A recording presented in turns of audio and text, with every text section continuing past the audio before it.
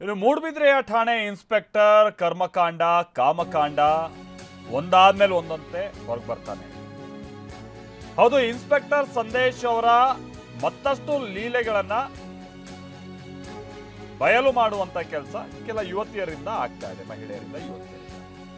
ಈಗ ಮತ್ತೋರ್ವ ಮಹಿಳೆಯೊಂದಿಗಿನ ಆಡಿಯೋದಲ್ಲಿ ಅವ್ರು ಮಾತನಾಡಿರುವಂತ ಮಾತು ಇದೆಲ್ಲ ಒಬ್ಬ ಇನ್ಸ್ಪೆಕ್ಟರ್ ಹುದ್ದೆಯಲ್ಲಿದ್ದಂಥ ವ್ಯಕ್ತಿ ಬಳಸುವಂತ ಪದಗಳ ಇವು, ಯಾಕೆ ಈ ರೀತಿಯಾಗೆಲ್ಲ ಇವ್ರ ವರ್ತನೆ ಇತ್ತು ಅಂತ ಹೇಳಿ ಪ್ರಶ್ನೆ ಹುಟ್ಟಾಗ್ತಾ ಇದೆ. ಇನ್ಸ್ಪೆಕ್ಟರ್ ಹಾಗೆ ಆ ಮಹಿಳೆ ಮಾತನಾಡುವಂತ ಆಡಿಯೋ ಈಗ ಬಹಳ ವೈರಲ್ ಆಗ್ತಾ ಇದೆ. ಏನಿದೆ ಆ ಆಡಿಯೋದಲ್ಲಿ ಬನ್ನಿ.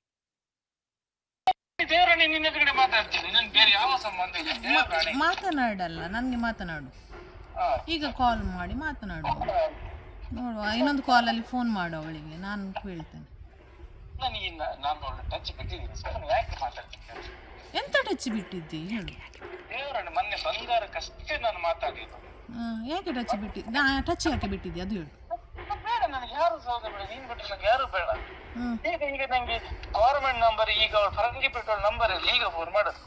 ಎಂತ ಅಂತೆ ಈಗ ನಾನು ನನಗೆ ಯಾಕೆ ಫೋನ್ ಮಾಡುದು ಅಂತ ಅನ್ನಿಸ್ತೇನೆ. ನಾನು ಬೇರೆನೇ ಇರ್ಲಿಲ್ಲ, ಗಂಡ ಹೆಂಡತಿ ಸಮಸ್ಯೆ ಆಗ್ತದೆ, ಇಲ್ಲಿ ಕಂಪ್ಲೇಂಟ್ ಕೊಡ್ಬೇಕು ಅಂತ.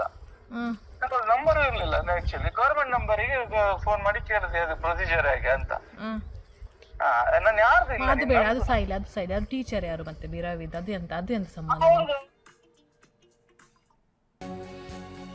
ಹೀಗೆ ಸಂದೇಶ್ ಅವರ ವಿರುದ್ಧವಾಗಿ ಮೇಲಿನ ಮೇಲೆ ಈ ತರನಂತ ಆರೋಪಗಳು ಕೇಳಿ ಬರ್ತಾ ಇರುವಂತ ಕಾರಣಕ್ಕಾಗಿ ಅವ್ರ ವಿರುದ್ಧ ತನಿಖೆ ಮಾಡಿ ಒಂದು ರಿಪೋರ್ಟ್ ಕೊಡಿ ಅಂತ ಹೇಳಿ ಎಸಿಪಿ ಶ್ರೀಕಾಂತ್ ಅವರಿಗೆ ಸೂಚನೆಯನ್ನ ಮಂಗಳೂರು ಪೊಲೀಸ್ ಕಮಿಷನರ್ ಸುಧೀರ್ ಕುಮಾರ್ ರೆಡ್ಡಿ ಕೊಟ್ಟಿದ್ದಾರೆ ಅನ್ನೋದು ತಿಳಿದು ಬರ್ತಾ ಇದೆ.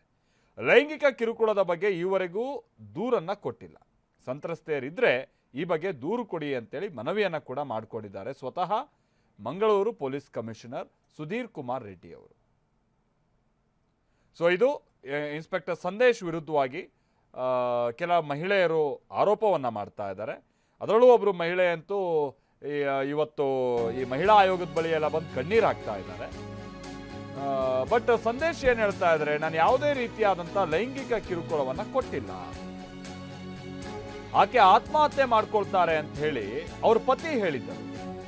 ಆಕೆಯನ್ನ ರಕ್ಷಿಸೋದಕ್ಕೆ ನಾನು ಕಾಂಪೌಂಡ್ ಹಾರಿದ್ದಂಥದ್ದು ನಿಜ.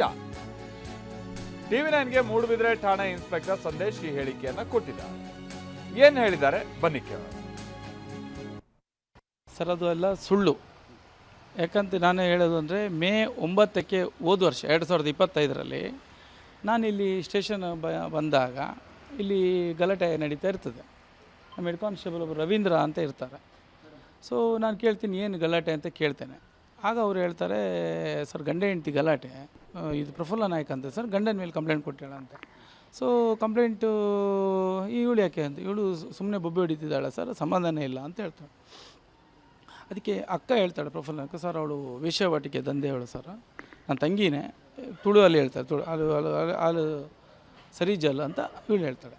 ಅದಕ್ಕೆ ನಾನು ಹೇಳ್ತೀನಿ, ನೀನು ಗಂಡ ಹೆಂಡ್ತಿ ನಡುವಲ್ಲಿ ನೀ ಯಾಕೆ ಬರ್ತೀನಿ, ನೀ ನಡಿ ಇಲ್ಲಿಂದ ಅಂತ. ಫ್ಯಾಕ್ಟ್ ಇಷ್ಟೇ. ಸೊ ಮತ್ತೆ ಹೇಳ್ತಾನೆ, ನನ್ನ ಭಾವನ ನಾನು ಸಾಕೋದು ಅಂತೇಳಿ ಮತ್ತೆ ಗಲಾಟೆ ಮಾಡ್ಕೊಂಡು ಅಲ್ಲಿವರೆಗೆ ಬರ್ತಾಳೆ, ಸ್ಟೇಷನ್ ಎಂಟ್ರಿವರೆಗೆ.